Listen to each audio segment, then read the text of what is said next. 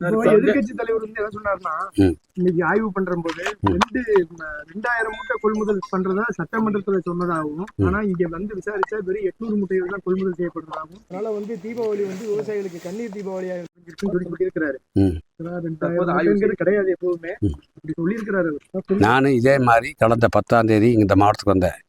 2/10/2025 அன்று மாண்பு முதலமைச்சர் அவர்கள் காந்தி ஜெயந்தி என்ற மாண்பு வேளாண் உழவர் நலத்துறை அமைச்சர், நான் தொழில்துறை அமைச்சர், டெல்டா மாவட்ட ஆட்சித்தலைவர்கள், எங்களுடைய துறையின் செயலர், மேலாண்மை இயக்குனர் எல்லாத்தையும் வச்சுட்டு ஒரு ஆய்வுக்கூடத்தை நடத்தி டெல்டா மாவட்டங்களில் விரைந்து நெல் கொள்முதல் செய்ய வேண்டும், கொள்முதல் செய்த நெல்லை உடனடியாக மற்ற மாவட்டங்களுக்கு அனுப்பி வைக்க வேண்டும் என்று முதலமைச்சர் அறிவுரை கூறினார். அந்த அடிப்படையில் கடந்த 9, 10, 11 3 நாட்கள் தஞ்சாவூர், திருவாரூர், நாகப்பட்டினம், மயிலாடுதுறை மாவட்டங்கள்லாம் நான் எங்கள் துறையினுடைய அதிகாரிலாம் வந்து ஆய்வு செய்து விட்டு போனோம்.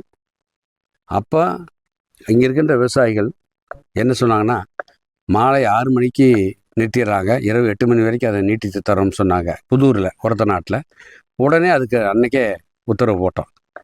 அதோடு 800 மூட்டைங்கிறது இன்றைக்கி 1000 மூட்டை வாங்கிட்டு இருக்கிறாங்க. எல்லா இடம் டிபிசிலையும் நீங்கள் போய் கேட்டு பாருங்கள். அவங்க ஆட்சியில் 2020 800 மூட்டையிலேருந்து 1000 மூட்டைக்கு ஒரே ஆண்டு உத்தரவு போட்டாங்க. ஒரு வருஷம் தான்.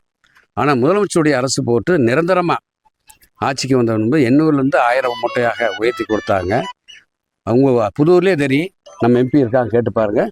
ஒரு டிபி அவங்க ஒரு மிஷின் பதிலாக 2 மிஷின் போட்டோம். அதே மாதிரி திருவையாறில், புதலூர் தானே, விலாங்குடியில் 3 டிவி, அதாவது 3000 மூட்டை வாங்குற மாதிரி ஏற்பாடு செஞ்சுருக்கிறோம்.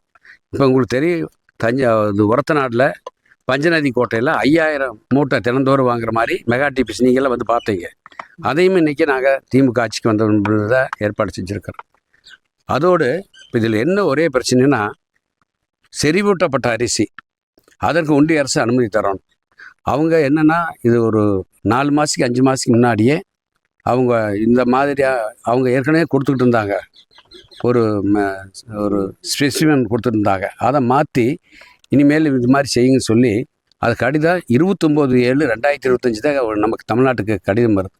அதுக்கு பின்னாடி நம்ம டெண்டர் விட்டு 34,000 மெட்ரிக் டன்னுக்கு, ஏன்னா 100 கிலோன்னா 1 கிலோ கலக்கணும் அந்த செறிவூட்டப்பட்ட அரிசி, அது கலக்க வேண்டிய சூழ்நிலை இருக்கின்ற காரணத்தினால வாங்கிய நிலையில் இன்றைக்கி அரைக்க முடியாத சூழ்நிலை. அதான் காரணம், வேறு காரணமே இல்லை இவ்வளோ தேங்குறதுக்கு. அதுக்கு என்னென்னா, அதுக்கு பிறகு டெண்டர் விடப்பட்டு இப்போ அந்த எடுத்த ஒப்பந்தக்காரர் 5 பேருமே அந்த அரிசியை தயார் செஞ்சு அவங்க அப்லோட் பண்ணிட்டாங்க 2 நாளைக்கு முன்னாடி.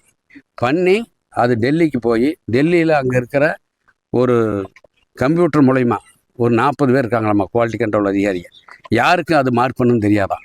அவங்க மார்க் பண்ணால் அவங்க உடனே அந்த அரிசியை இந்த 5 பேர் அப்லோட் பண்ணியிருக்காங்கல்ல, அந்த அரிசியை எடுத்துகிட்டு போய் அங்கே டெல்லியில் லேபில் டெஸ்ட் பண்ணி அவங்க ஓகேன்னு சொல்லி அனுமதி கொடுத்துட்டாங்கன்னா உடனே நம்ம இந்த நெல் மூட்டையெல்லாம் எடுத்து அரைச்சி அரிசி, அந்த செறிவூட்டப்பட்ட அரிசி 1 கிலோவை 100 கிலோவுக்கு 1 கிலோவை கலப்பதற்கு வாய்ப்பு இருக்குது. ஆனால் எதிர்கட்சி தலைவர் என்ன சொல்கிறார் தெரியுமா, சட்டமன்றத்தில் இதுக்கு ஆகஸ்ட் மாதமே அனுமதி வந்துருச்சு, மாண்பு உணவுத்துறை அமைச்சர் தவறான தகவலை கொடுக்குறான்னு சொல்கிறார். இது வரைக்கும் இன்னும் அனுமதியே வரல. நான் இப்போ சொல்கிறேன், இந்த உங்கள்கிட்ட சொல்கிறேன், வந்துச்சுன்னா அவர் சொல்லுங்கள் எந்த தேதி வரல. இப்போ நேற்று அப்லோடு 2 நாளைக்கு முன்னாடி அப்லோடு பண்ணியிருக்கிறான். அதனால அவங்க அங்கே அந்த சொன்னல, அதை யாரும் முடிவு பண்ணுறதில்ல. அது சிஸ்டர் யாருக்கு மார்க் பண்ணதோ அந்த நபர் உடனே இங்கே வந்து அந்த மில்லில் எடுத்துகிட்டு போகணும். 24 மணி நேரத்தில் எடுத்துகிட்டு போகணும்.